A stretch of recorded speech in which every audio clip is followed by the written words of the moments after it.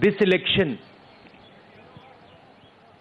is about those who are trying to destroy the Constitution and destroy democracy in this country versus those who are trying to protect the Constitution and protect democracy in this country.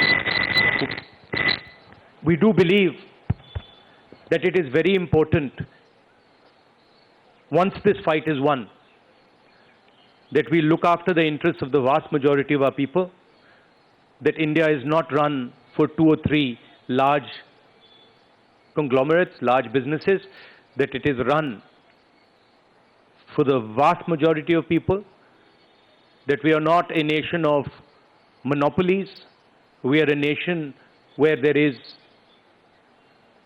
fair competition among businesses. So I think it's important to understand that this election is a fundamentally different election.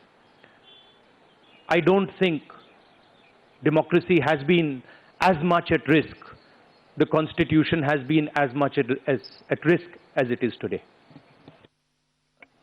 In Hindi, sir.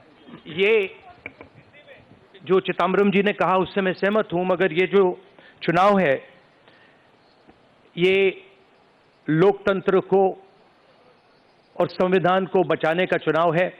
एक तरफ NDA Narendra Modi ji जो constitution पर आक्रमण कर रहे हैं, लोकतंत्र पर आक्रमण कर रहे हैं, इंस्टीट्यूशंस को कैप्चर कर रहे हैं, और दूसरी तरफ इंडिया अलायंस जो कॉन्स्टिट्यूशन की रक्षा करता है, लोकतंत्र की रक्षा करता है। तो ये चुनाव इन दोनों फोर्सेस के बीच में है।